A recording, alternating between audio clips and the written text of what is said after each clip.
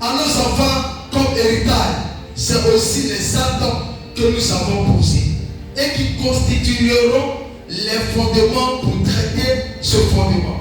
Il faut connaître l'événement, les transactions et les effacer. Sinon, l'esprit familier va utiliser tous ces écrits qui sont des preuves contre toi.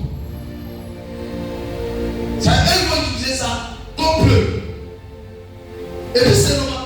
Ils ont raison, mais pas raison. Les papiers approuvent que quand, M. Bo, quelqu'un te donne terrain de ton père, qu'est-ce qui prouve que c'est pour toi? Quand on va de la justice. Dans le monde des esprits, il y a aussi des papiers qui démontrent que toi, M. Bobo, là, tu étais vendu. Et ta fille les appartient.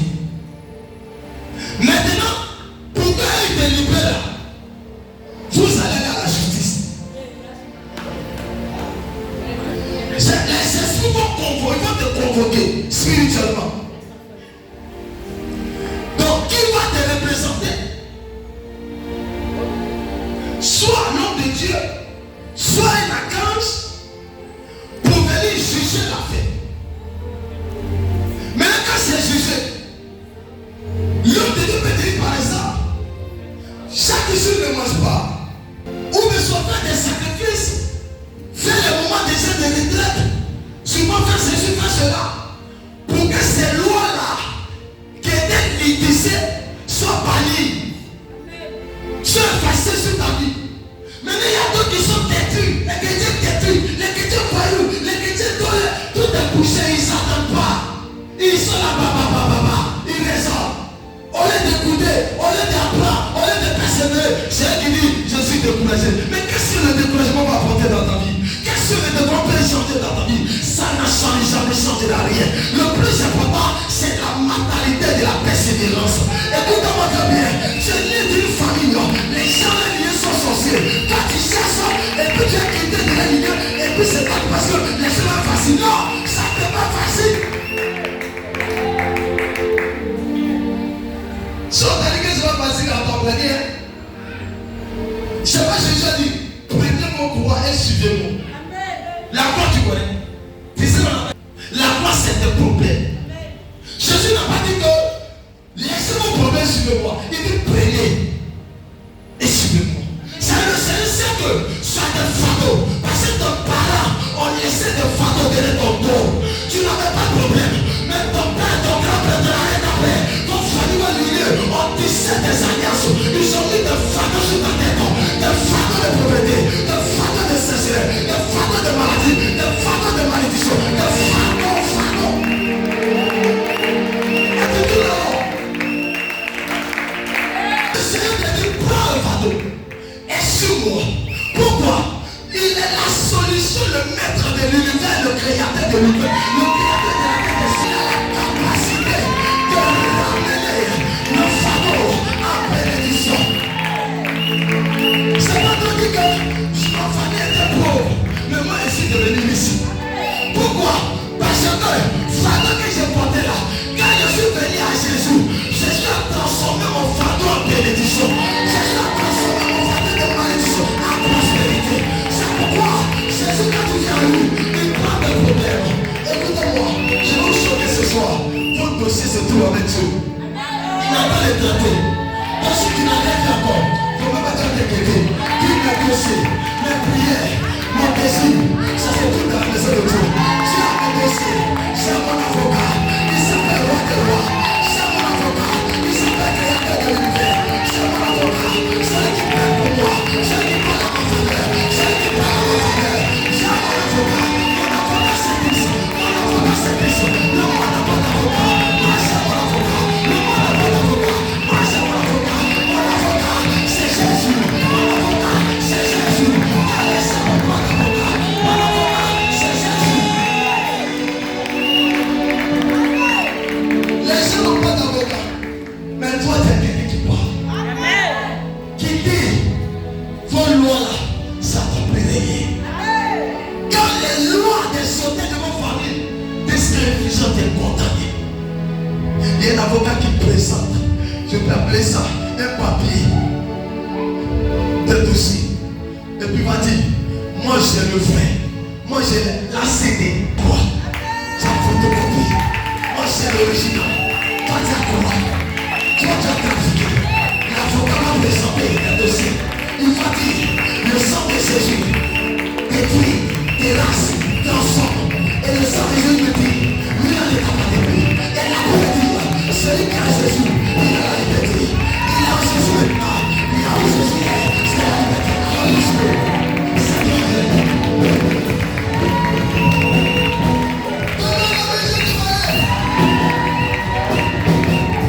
C'est pas le Seigneur dit, enseigne ton peuple.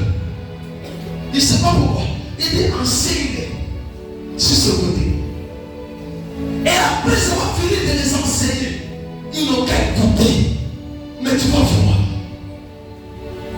Quelque chose va sortir. Il ne faut plus forcer les choses. Mais c'est le Seigneur qui va forcer la grâce. Oh, ton amen n'est pas fort. Je continue dans le même texte. Jésus-Christ est venu pour effacer ses preuves de transaction. Alléluia. Les transactions qu'ils ont faites, les résistants. Jésus avait fait quoi? Il avait fait quoi? Ce qu'ils ont fait là, Jésus dit qu'il est venu effacer.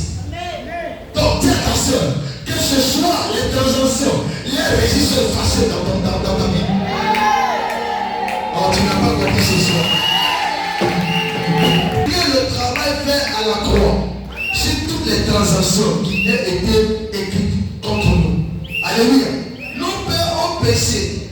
Ils ne sont plus. Et c'est nous qui portons la peine de leur iniquité.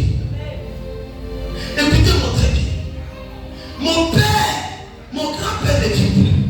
Mais comment que ces iniquités-là, ce qu'il a fait là, que moi je n'ai rien à voir là, ça me cause. Ça cause un dégât, un blocage dans ma vie.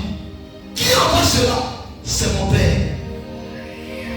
Et si je dois sortir de là, c'est Christ qui doit le faire. Dis Christ. Nous avons besoin de beaucoup d'informations dans la mesure où nous avons encore des parents qui peuvent nous renseigner afin de savoir quel vœu, quelle transaction, quel écrit ont précédé notre naissance et même ce qui a été fait durant notre enfance.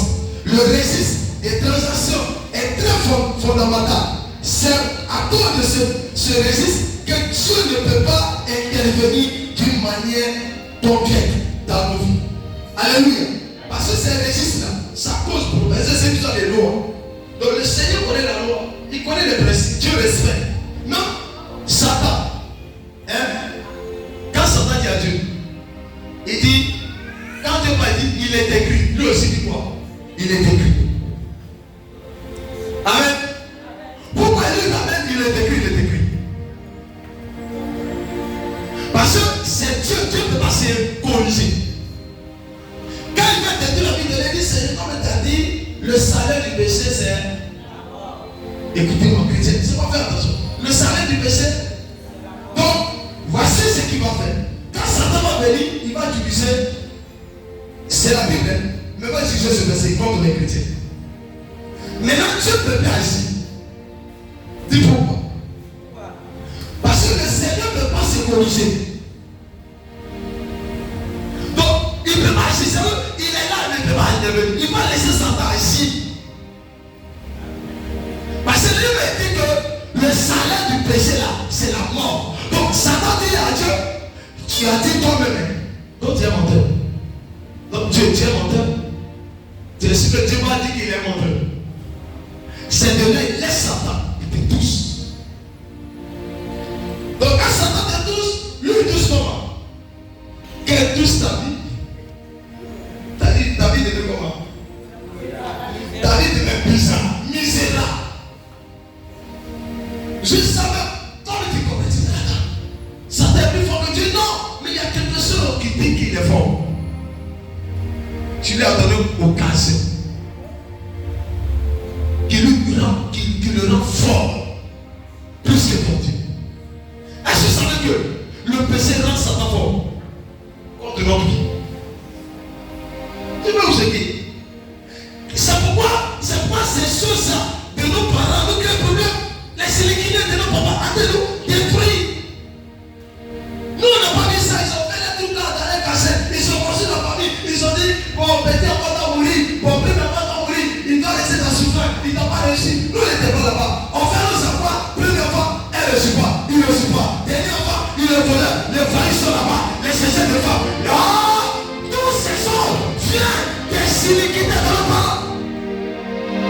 On ne peut pas sortir. C'est Jésus qui peut sortir. C'est pas une faute qui va commencer.